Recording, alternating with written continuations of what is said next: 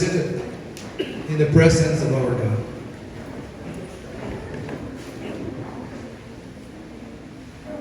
Lately, I have been preaching about the attributes of God, who God is, what does He do in this world, in our life, and that has been my preaching lately.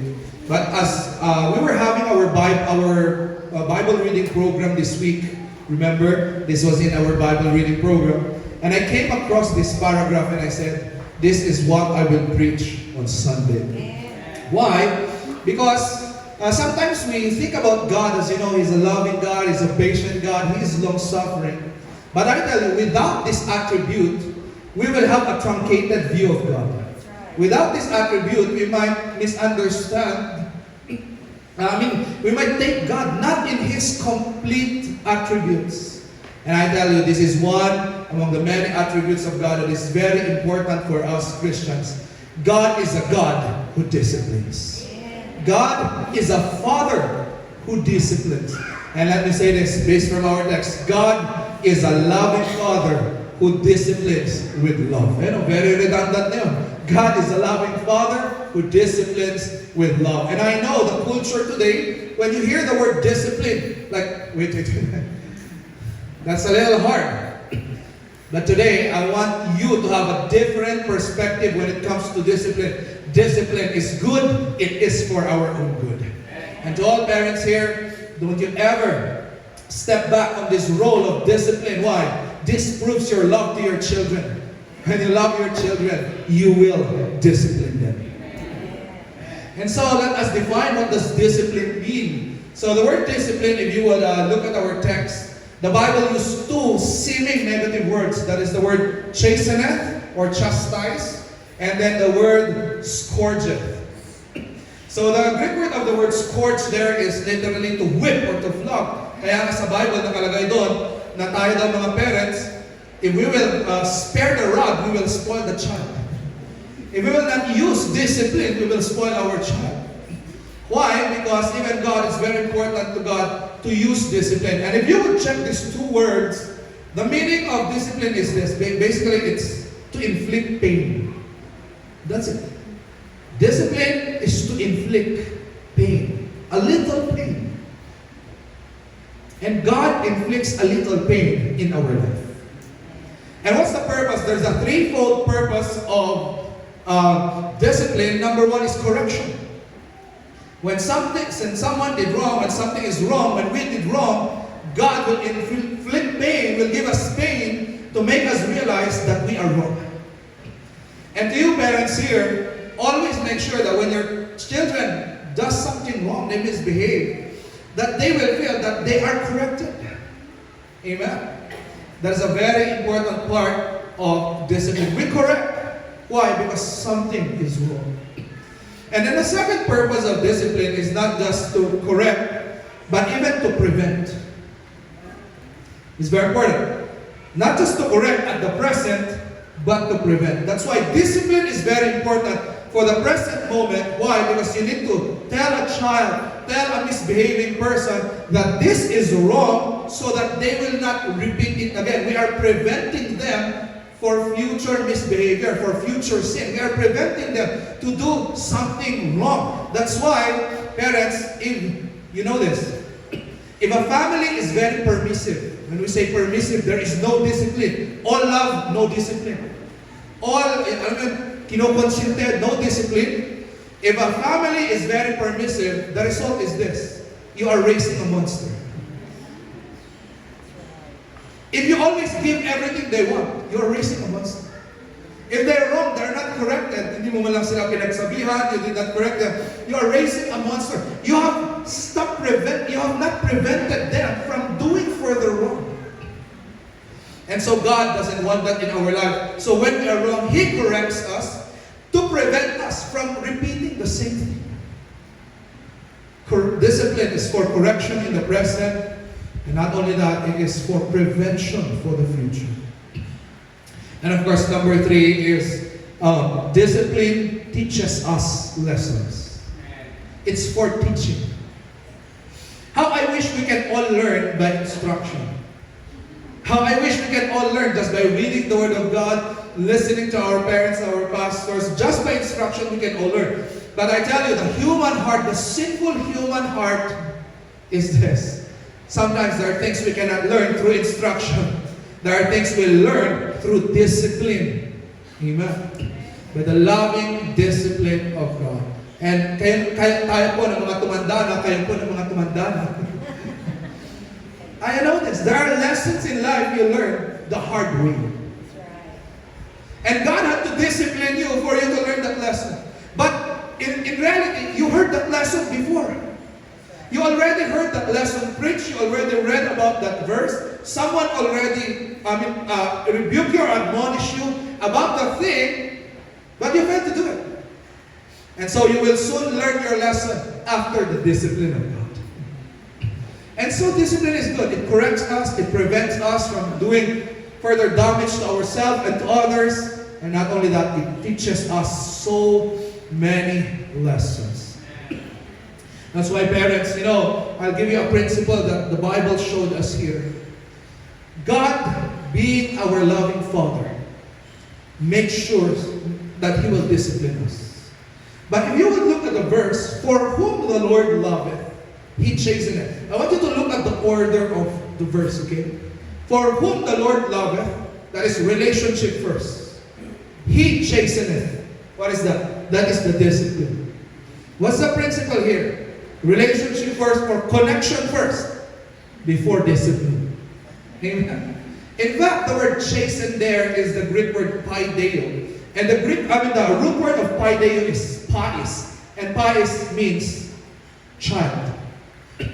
It means there is a father and son relationship first before God can discipline us. And it's so nice because God made sure that He will have a connection with us first before He will discipline us. That's why I always say this when I go to, parenting lectures, when I lecture in government offices and all this. I always say this principle, and I want you to remember it. Correct. The principle goes this way. Connect before you correct. Can you say that line? Connect before you correct. Okay, one more time. Connect before you correct. Okay? The only way that your child will receive that discipline is if you have connection with Him first. That's why, I'm warning those of you who have husbands abroad or you came from abroad, and the attachment to your child is not so much because you are working abroad. It's very hard if you will come home and suddenly you discipline them so much. That will lead to rebellion. It's so hard. I know they're wrong. They need to be disciplined. But make sure that before you discipline, you will have a connection first.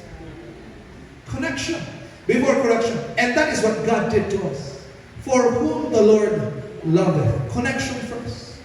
That's why God had to send His only begotten Son. That's why the choir sang, the song of the choir, it was so nice. He is the King who gave up His throne for us. He is the Father who gave up His Son for us. He is the great one who became the least for us. God had to send His only begotten Son to be born as a man, to live a righteous life, so that He will give us His righteousness, to get our sin, to become sin for us, so that He will die on the cross. And God promised, if you will believe in Him and trust Him as your Lord and Savior, He will become one with you. He will have that relationship with you. And to our visitors today, the person who invited you, this is what they were thinking before they invited you. I want this person to have a connection with the Lord Jesus Christ. Because that connection is very important. Because connection first, before discipline. And when you have a relationship with Christ, He will discipline you. And that is for your own good. Amen. Okay, next slide. Here are some God's forms of discipline. How does God discipline us? There is some natural consequences. Example, you stole something, of course you're going to jail. That's a natural consequence. Those are very important. To all our parents here, This is one form of discipline to your child, natural consequences. Example, you have already warned them not to run, and sobrang kulit nila, at may natapon na tubig. The water was spilled in the floor. Parents, do not clean it. Let them clean it. Wait, what's that? Natural consequence. Kapag meron silang inaway sa school, huwag ikaw yung pupunta para mag-sorry. No, sila ang mag-sorry. Turuan mo sila para mag-sorry. It's a natural consequence. Saying sorry, though it's painful, it hurts your pride, but that's a natural consequence of doing something wrong. And God gives some natural consequences to our life. You do something, there's a natural consequence. It's a form of discipline. God also gives some trials and hardship to correct us. Some, not all, okay? Some of the trials in your life right now, the hard things you are experiencing right now, God put them there to discipline you. It's either to correct you or to prevent you from doing something that will destroy you, or God is teaching a lesson. Amen. The trials that you have, it's a form of discipline. Another way that God disciplines us is when God rebukes us through His Word. That's why, throughout the years, many of you have come to me and said, Pastor, do you know my life? How is it that when you were preaching, it's like you were talking about me? No, I'm not talking about you. But that is the Holy Spirit rebuking you. Amen. That's the Holy Spirit correcting you. And when you feel convicted in every preaching, you should thank the Lord, because that means God is talking to you. So I'm not personalizing you, but this message is personal for you. Amen.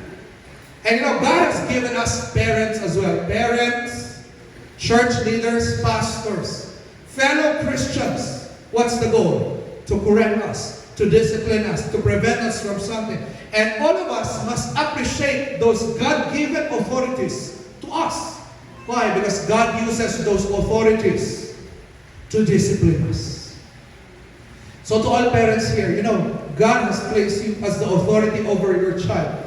Discipline your child. Give your best. Do not raise up the flag and surrender. I know kids today, they can manipulate you. They will cry a lot, magtatampo sila. They will, use manipulation techniques just so that you will not discipline them. But I tell you, parents, I am empowering you today. Discipline your kids. As long as they are with you, you have to, as long as you're alive, discipline them, teach them, correct them when they are wrong. Why? You are God's given authority over them. Pastors and preachers, it's the same. Okay? Church, if this church doesn't correct you when you are wrong, I tell you, you're free to leave. Because this is not a good church for you. If this church will not correct you, if you're wrong, if you're living in sin, you're living in vices, you're living in pride, you are living, not right with God, and this church doesn't react. But this loving church. It's true, we are a loving church, but later on I'll point this out. Love is displayed through correction. But I tell church, as long as this church is drawing you closer to Christ's likeness, holiness, this is the church for you. Amen.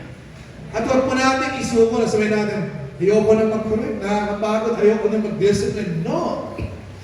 Parents, lalo na po kayo mga parents, you know what breaks my heart, parents, is this. When I see some of you surrender this role of disciplining your kids. Just for example, you parents who have kids here, just for example, I correct them. I correct them for having early relationships that is distracting them from their relationship. I correct them when I get to know that, they're going home late every night, sleeping with... I correct them. Their grades are growing low, they're not attending church. I correct them. And what's very sad is this. I go to your parents and I report it to them, and your reaction is, hayaan mo na, pastor. Hindi pwede hayaan.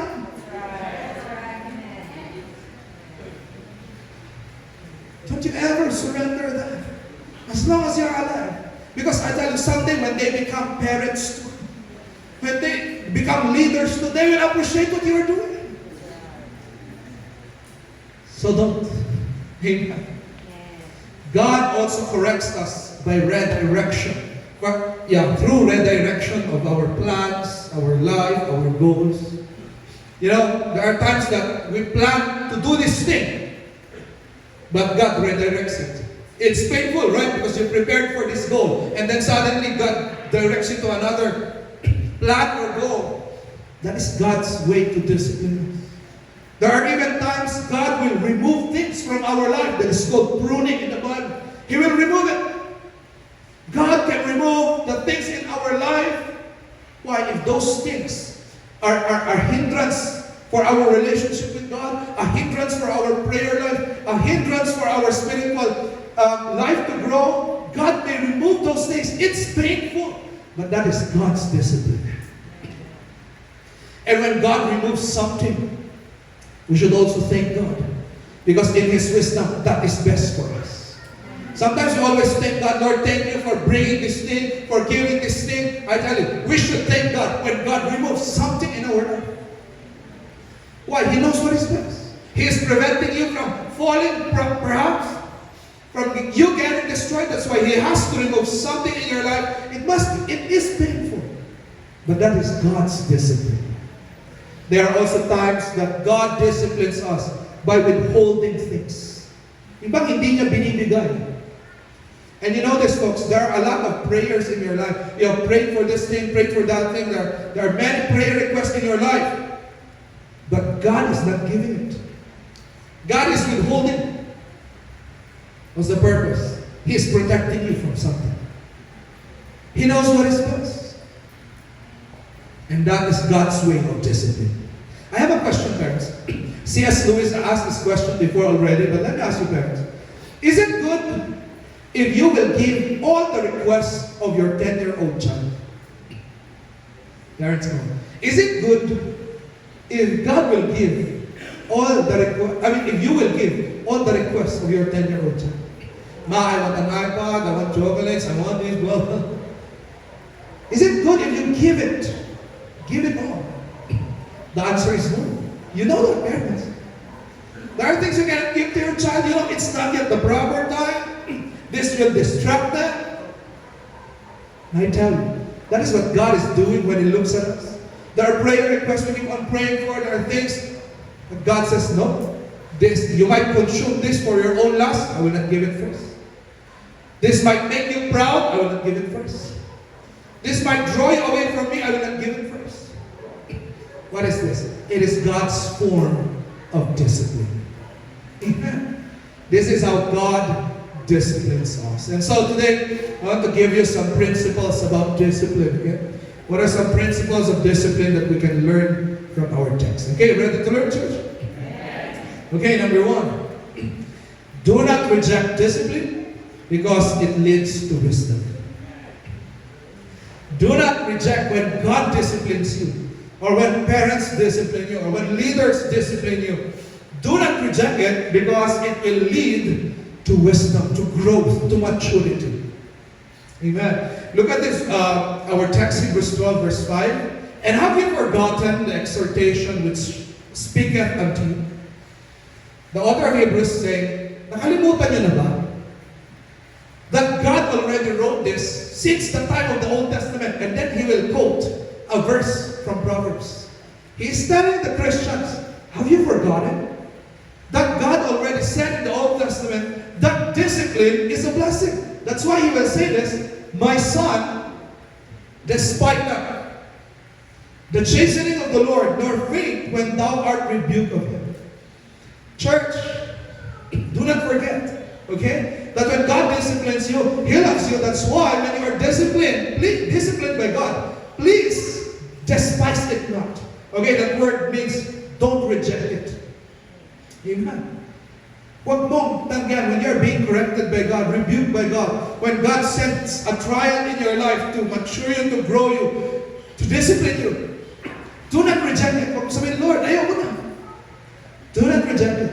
At the same time, it says, nor faint, meaning don't be discouraged.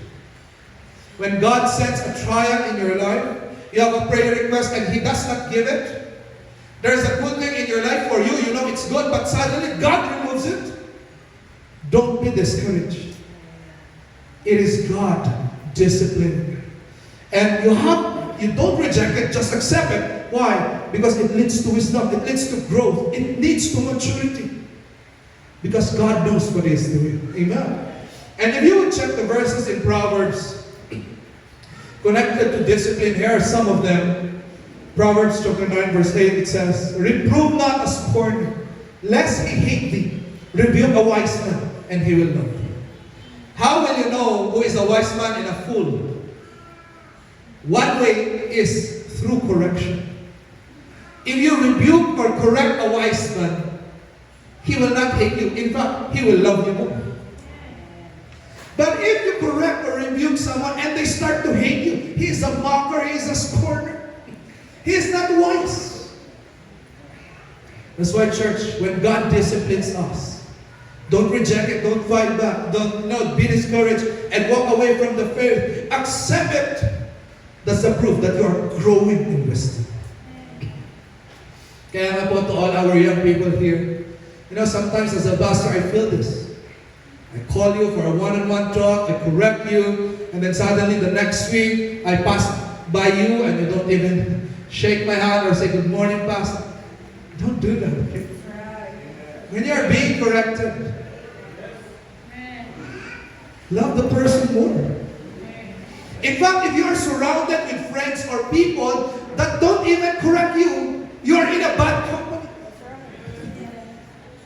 You're with friends that, just agrees with you. Anything you do, they will agree with you. You're in a bad company.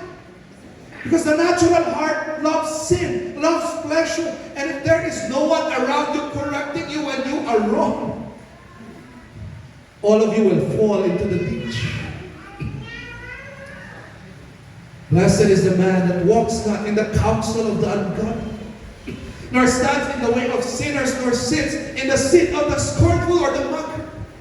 The best way for you to grow is to surround yourself with people who are ready to speak the truth in love. Yung bang pag mali ka, talagang sasabihin sa'yo, "Hello bro, pwede ko bang sabihin ko sa'yo?" Alam mo, huwag kang bet ng bet sa mga online bets. Walang patutunguhan yan. Yun ang magandang kaibigan. That's right. Amen. You ladies, if you surround yourself with friends, that when you talk about, alam mo yung asawa, alam mo yung inaway ako ng asawa ko, naglabas ako ng ito. Hindi ako nagpataan. Tapos kanya kayo magkwentuhan lahat. No, the Bible says you older women, you teach younger women to love their husbands. If you're surrounded with friends who don't even correct you, you're in a bad company. And on your part, if you are being corrected, you must receive it. Why? It's a proof that you are growing in wisdom. And so when God takes away something in your life, it's painful. But when you start to say, "Thank you, Lord," not just for the blessings, but for the things you take away from my life. And I realize those things you have taken away from my life, those are the idols of my heart. And I still praise you for these things that you have removed. That's the time you know you are mature. When you thank God, not just for blessings, but even for trials, that's the time you know you are mature. I want to see a prayer request list in our prayer meeting. Thank God I did not get this. Thank God I failed in this because God knows what He's doing. Thank God this thing was removed in my life. Wow. It's the time we know we are maturing in the faith. Amen. Okay, so next slide, here are some of the reactions that we should have, biblical reactions that we should have when God disciplines us. Don't reject it, don't be discouraged. Those are the negative reactions. The positive reactions are this. In the verse that we will read later, it says, "Endure it." Amen. Ibig sabihin, when God gives a trial in your life, meron siyang tinanggal, na-discipline ka, na-rebuke ka from the Word of God. Endure it. Endure well. Magtiis ka. Why? May kinokorek si God. May tinuturo si God. Kaya tiisin mo ang discipline na ginagawa niya para sa iyo. Amen. endure it well, and trust God deeply. That's why, for the past 2 weeks, I remember in many of my points for the past Sundays, I've emphasized the wisdom of God. You remember? He has white hairs. He is called the Ancient of Days. I preach about this. I kept on emphasizing the wisdom of God. And today, I will emphasize it again. When God disciplines us, gives us trial, removes something in our life, rebukes us, redirects our plan. Meron kang plinano, pero inibalikan yung plano niya para sa'yo. Masakit, but let us trust deeply in the wisdom of God. He knows what is best for us. Another is to do not grow weary of it, not be discouraged. That is the word a while ago. Faint not. And of course, gratitude. Still, let us thank God for His discipline to us. And at the same time, let us count it all joy. Let us be joyful that God is disciplining us. So this is the first principle. Amen. Second principle is this. Deep, genuine love is expressed through discipline. Deep, genuine love is expressed through discipline. Again, from the verse we read a while ago, for whom the Lord loveth. Whom? Referring to us, Christians. He chastens and scourgeth every son whom He receiveth. So there's a principle that we always share, and we ask people, what is the greatest sign that you do not love a person? Okay, this is true psychologically, in parents also at the same time. This is backed up by Romans chapter 1 in the Bible. What is the greatest sign that a person or God does not love you anymore? Okay, Romans 1 says, the greatest sign that God does not love you is this: when He gives you up to your own lust. Ibig sabihin, pinagalitan ka niya ng ilang beses. Kinorek ka ni God ng ilang beses. He is using people to correct you. He disciplined you already. There are things that He have taken out in your life. He redirected your life, gave you sufferings just for you to learn, but still you are consumed in your own lust and in your own sin. And God says, God gave them up. Ano po yun? When God stops correcting you or disciplining you, that's a sign you know there's no love already. But as long as you're being corrected, God still loves you. Parents, how do you know that you truly love your kids? Answer: correction and discipline. In fact, the more you love someone, the more you are willing to correct and to discipline them. And by the way, discipline is a double-edged sword. Parents, let me ask you this. Is disciplining your children good for you? Do you feel happy? No. Some of you are even crying while you discipline your kids, right? Nasasaktan din kayo. But you have to do it for their own good. And the greatest sign of love for you parents to your kids is discipline and correction. The moment you say those words, bahala sa buhay mo, that's a sign that there's no love. Apathy is the greatest sign that you don't love someone. And kids, listen, young people, sometimes you are mistaking it. That when you're being corrected or disciplined, you take it as hate. I tell you, you should take it as love. Because the moment they stop, that's the time you will feel na wala silang pakialam sa'yo, and that is not good for you, and that is the greatest sign that they don't love you anymore. Amen. Apathy. And so God here is saying, the fact that I am disciplining you, I love you. In fact, if you would read our verse, there is a word that was used in the King James. It was the word bastard. Or in other translation, it's the word illegitimate child. You parents, when you discipline, you will only discipline your own child, right? You will never discipline the child of another. Example, you go to SM. You see a child misbehaving, you will not discipline them. But even if it's your child, you will discipline him. Why? Because he is your true child. He is not your child. And God said that same analogy to us. He said, when I discipline you, that's actually the proof that you are really mine. And when I don't discipline you, that's the proof you're not my true son. And so, folks, listen. If in your life you do not feel the discipline of God, okay, you have no trials or suffering. If you're doing good, you're not convicted. It means the Holy Spirit is not grieved. If you're doing a sin, you're not convicted. Someone is correcting you, you reject it. God is, not taking away things in your life. Everything that you have, you get it. By the way, not all blessings are from God, okay? Some blessings are from the devil to make sure you will never get close to God. And everything is going, all right. No discipline from God.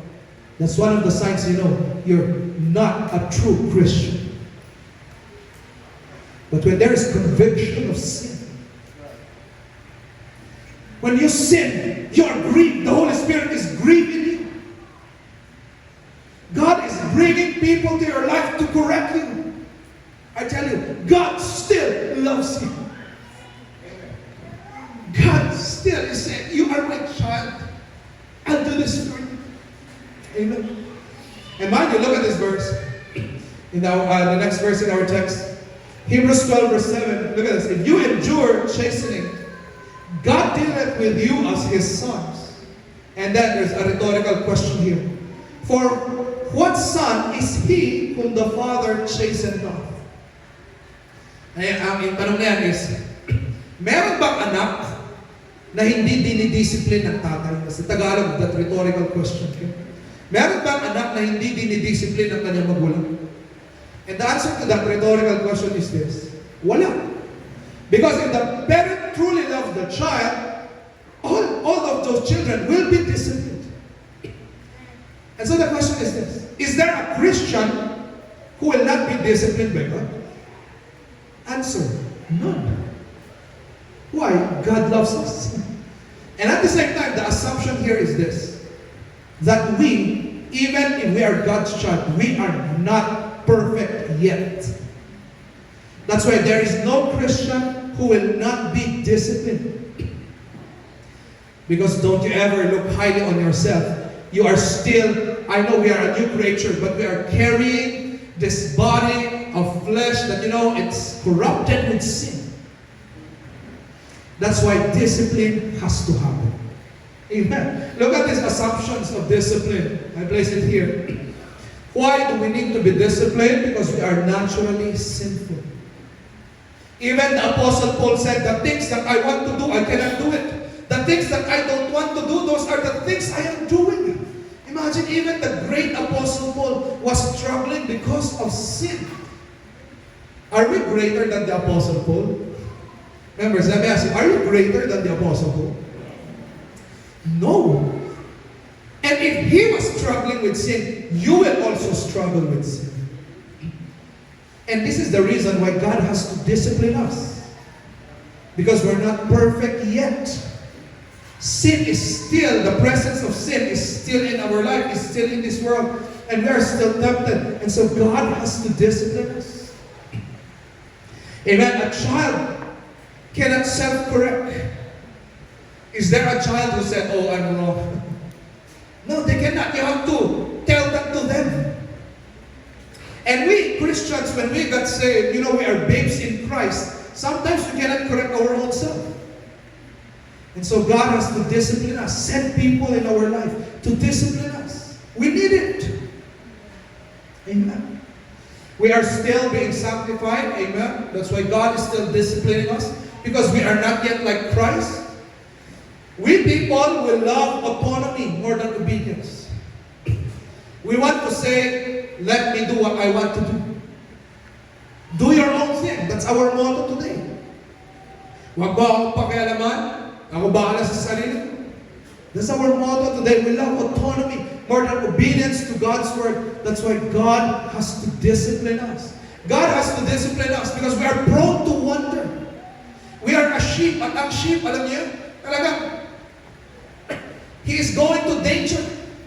Tatakbo yan into danger. That is what sheep does. We are prone to wander. Amen. And church, even if you are, a Christian for many years already, don't ever tell yourself, I'm already an old Christian, a mature Christian. I can never fall into sin. You can never say that.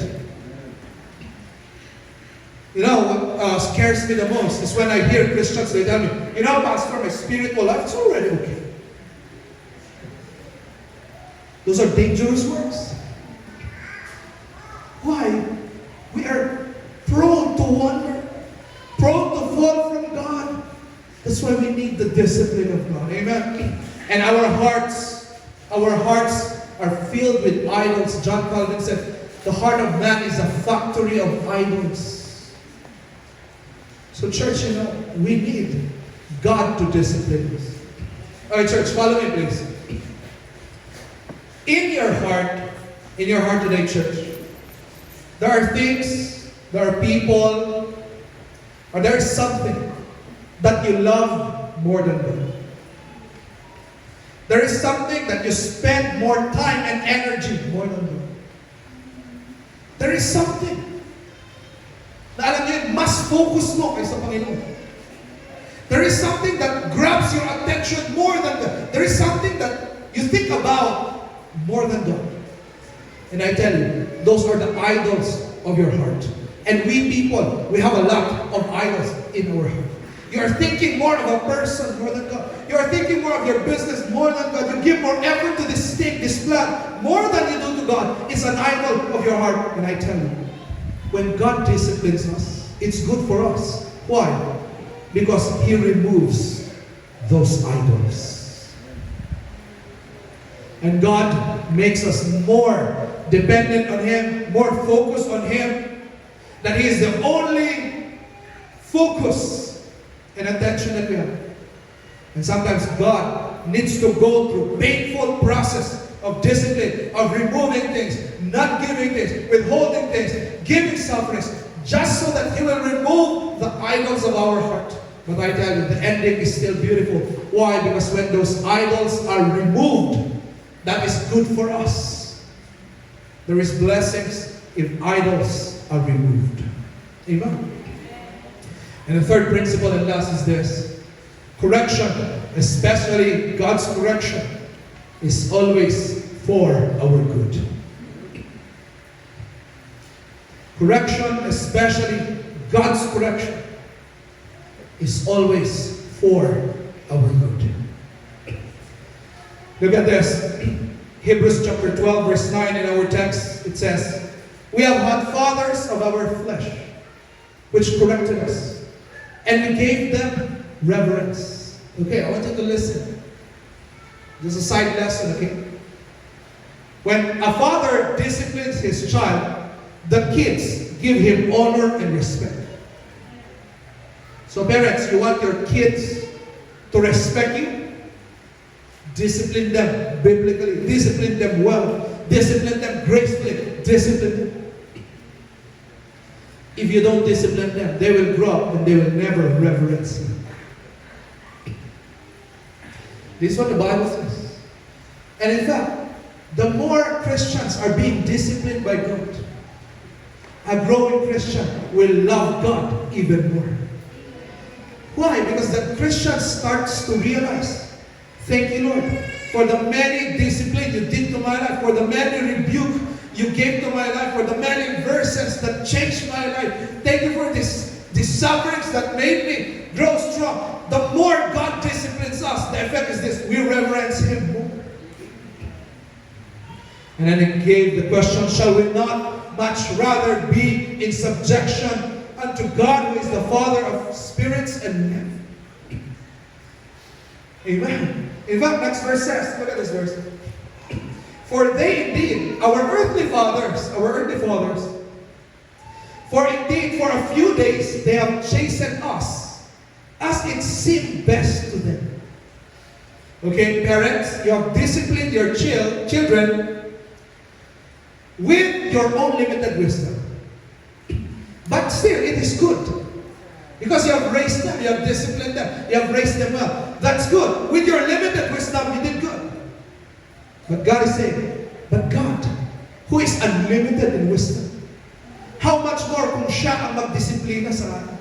Amen? Our fathers, they only disciplined us because of the small ways that they know how to improve our life, how to make us better. But imagine the God of this universe, who is infinite in wisdom. He knows everything. He knows what is best. He is the one disciplining us. The more we should reverence Him and submit to His discipline. Kasi ang ganda pag dinidisiplina niya tayo. And here, the author gave us the blessing of discipline. But He for our profit. It's a business term. Sino ang kumita pag dinisiplina tayo ng Panginoon? Siya ba? Hindi. Tayo ang kumita. Pag kumita ka sa business, ang ganda.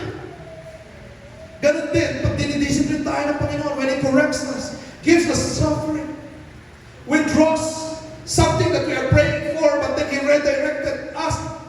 You know, tayo ang kumita doon. Because God saw the end, God saw, this opportunity will destroy you. So I will not give it. Sino kumita? Tayo. Even if you did not get that opportunity, God will redirect you to someone else. It hurts. But who gained? It's us. That we may be partakers, and this is the goal, okay? So that He will make us holy. So that we will be more separate for God. We will be more like Christ. And then the next verse, here are some blessings of correction and discipline. Now no chastening for the present seem to be joyous, but grievous. But afterwards, look at this. Here he will use, a while ago he used a business term. Today he will use a term of botany. It's like a fruit. It's like a seed. If you are being disciplined by God, it's painful. The verse says, no discipline seems joyous. Walang nadidiscipline na tumatawa. Okay, parents, pag dinidiscipline nyo yung anak nyo, tapos tumatawa sila, ang ibig sabihin nun, yung discipline nyo, hindi mabigat. Tinatawanan lang nila. So you should also increase the discipline a little. Okay? And there's no discipline that seems joyous. Walang nag-enjoy sa discipline. But, look at that. But, wow. These are the nice words in the Bible. But. Because it goes the other way. Walang masaya na natidiscipline. But. It's complete opposite. And now he uses this term that is being used with plants, but afterward, it yields. It's like a seed that you have planted, and then it will grow to become a tree. And there are many fruits of that tree. It will yield fruits. The peaceable fruit, or in other versions, it says, a harvest. Wow. It's not just one or two fruits. When God disciplines you, it doesn't only bring one lesson or two lessons, one character improve or two characters improve. No, it's a harvest. Ang dami mag-i-improve sa buhay mo. Ang daming blessing mo matatanggap. Ang daming character reformation na mangyayari sa buhay mo. There's so many lessons that you will pick up. Peaceable fruit of righteousness. Wow. So many blessings of discipline. And then, the author puts a quantifying phrase. Unto them, you can only experience this harvest of fruit if you are trained by discipline. Meaning, it goes back to us telling, if you are disciplined by God, then you should endure it well. Amen? You must be grateful. Don't complain. Don't be discouraged. Do not surrender your faith and go away. No, because God is training you. And you know, last Thursday, I used this illustration because the word used here is the word gymnasium. So I said a Greek word so you can hear the English word. Gym. Train. By the way, what is that? Discipline. You can see the word discipline in the gym. It's like a coach telling the person, come on, 10 push-ups. Let's add a weight. Let's add more. It breaks you. You perspire more. It's heavy. But behind that, the muscles are forming. Behind that, endurance is forming. Behind that, strength and resilience is being formed. That is what God is doing when He disciplines us. He is training us so that you will be strong. And now, today we're talking about mental health issues and all. And there are many research that said that generation today, Gen Z, so far, if you compare it to the most of the generations, the other older generations, it has the lowest resilience. Kung sinabi natin resilience, ito yung ability na bumangon pag nag-fail. Yung ability na alam mo yan, kahit na-discourage, babangon ulit. And so we have a lot of depression cases today and all. But let me tell you this. There are many factors to depression, okay? But let me say this. One factor to that is this. A lack of discipline. You older generations, you know this. What made you stronger are the sufferings you experience. What made you stronger is the discipline and the correction that you have received. You know, you have many stories of how your father will remove his belt. And you have a lot of stories of teachers who discipline you. And you know what? Yung discipline na yun, it builds character strength. Pero ngayon, mababa ang discipline. Kaya pag nahirapan konti, depressive. Anxiety. And we hear parents today say, you know, anak, ayoko maranasan mo yung naranasan ko dati. That's why you give everything. Really? Don't forget, the reason you are strong today is because of the things you have experienced. And now you are shielding your child. Hindi ko pwedeng maranasan mo. Ibigay ko lahat. Hindi ka pwedeng maghirap. Hindi ka pwedeng. Andun ka to the rescue. Always ikaw yung hero. So we have a lot of kids who are so sheltered. Just a little problem. They're down. God doesn't want that for us. And so, little by little, God gives discipline in our life. It seems painful for the present moment, but that's okay. Endure it. Trust God. He is building you. He is training you. Amen. Okay, if I will go back to my slide a while ago in the introduction, look at this. Here are God's forms of discipline. Church, look at this. Let me ask you the question. If you experience these things, can I challenge you that from this time on, when you experience these things, can you be grateful to God? Pag nangyari ito sa buhay mo, can you just say, Lord, thank you for these things? When someone corrects you, can you just say, thank you? I will not hate you. In your mind, you say, I will not hate you, I will love you. When these things happen to you, can you just tell God, Lord, give me the strength that I will endure it by grace and I will count it all joy because I know you have wisdom behind it. Church, come on. Pwede ba na pag na-experience natin ito, ang reaction natin ay hindi depression? Pwede ba na when we experience redirection, withholding from God, pruning, suffering, can our reaction be, Lord, thank you. Give me the grace to endure this. I know you are building me. Amen, church. Can we have that shift of mindset today? Because discipline is for our own good. Amen. As I end this sermon, I want us to sing this song. It's a beautiful song. And if you would read the lyrics of this song, the title is "Oh Rejoice in the Lord." But when you look at the lyrics of the song, it seems like it's not something to rejoice about. But just like my preaching, is a shift in worldview, is a shift in mindset. That when God disciplines us, we will rejoice in the Lord. Amen. Look at the lyrics first. God never moves without purpose or plan. When trying his servant is a negative phrase.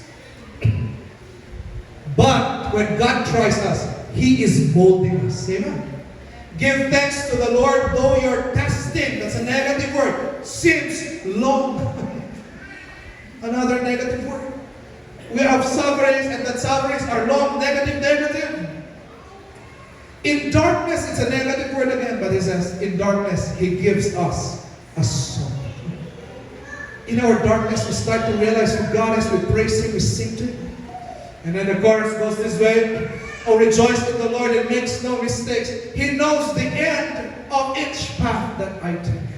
For when I am tried and purified, two negative words again, seeming negative words again, the blessing is this, a verse from the book of Job, I shall come forth as gold. And then the second verse says, I could not see through the shadows ahead. It's true, what we see is very limited. So I look at the cross of my Savior instead. I bow to the will of the Master that day. Then peace came and tears fled away. You know, when you are being tried, this song is very nice. When you are being tried, the song says, let us look at the cross. Why? Get this. When you are suffering, the first reaction is this, does God love me? When there's so much pain, the question is, Lord, mahal mo ba ako? And so where do you look? Okay, not at the mirror, please. Look at the cross. Why? When you look at the cross, you are reminded that you are deeply loved. Because there is a king who gave his throne just for you. When you don't feel love, you feel like, I'm isolated, don't look. By the way, church, don't look at your fellow members when you feel unloved. Because sometimes, church hurt is real. You can be hurt by people. So you look at the cross. In the cross is a display of the greatest and the most perfect love for you. You are loved even if no one loves you. The King of Kings loves you. And so you look at the cross and then peace comes. When you look at the cross, peace comes and your tears fly away. Oh, rejoice in the Lord. You know this song, right? Come on, let's all stand and I want us to sing this song. Can you go to the first verse? Guys, this is the first one. God never moves without purpose or plan. When trying his servant and molding a man, give thanks to the Lord, though your testing seems long. In darkness he giveth us song. Oh, rejoice in the Lord, he makes no mistakes. He knows where the enemy path that I take. For when I am tried and purified, I shall come forth as gold. Sing the second verse. I could not see through the shadows ahead, so I look at the cross of my Savior.